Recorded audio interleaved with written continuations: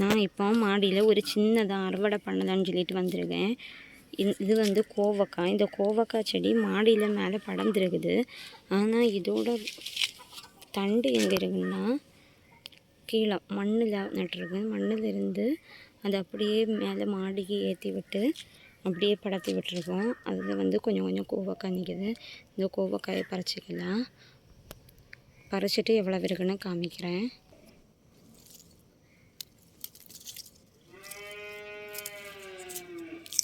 இது வந்து சிறகு அவரை.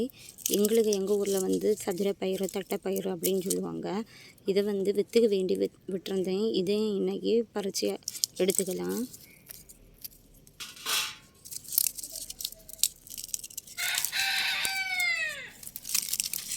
ஆக்சுவலாக இதில் ரெண்டு தான் இந்த வாட்டி காய்ச்சிச்சு. ரெண்டையுமே நான் விற்றுக்கு விட்டுட்டேன்.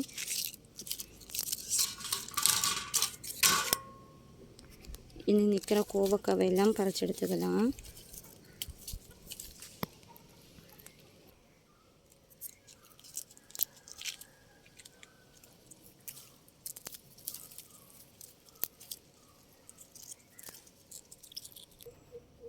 செதில் எல்லாம் படர்ந்து போயிருக்குது.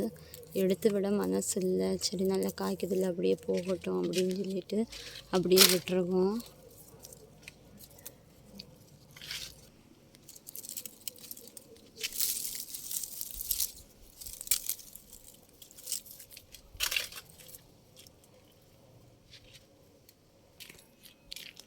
இது வந்து சின்ன கோவக்காய் வெரைட்டி தான்.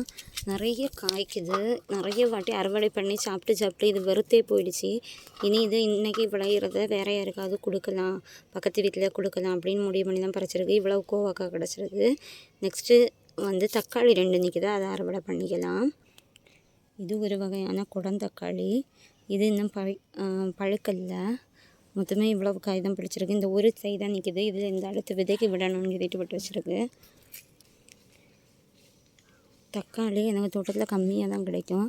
ஏன்னா ரோஜா செடி தொட்டியில் விற்று வந்து அப்படி வந்த தக்காளி, அதனால எப்படியுமே கம்மியாக தான் கிடைக்கும். பழுத்ததை மட்டும் பறிச்சிக்கலாம்.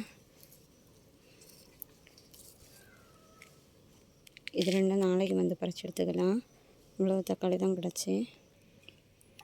இன்றைக்கி மொத்தமே இந்த 3 இதுதான் நான் ஹார்வெஸ்ட் பண்ணினது. 3 தக்காளி, இவ்வளவு கோவக்காய், 2 விற்றுக்கு விட்ட சதுர பயிறு அல்லது சிறகு பயிறு. இவ்வளவுதான்.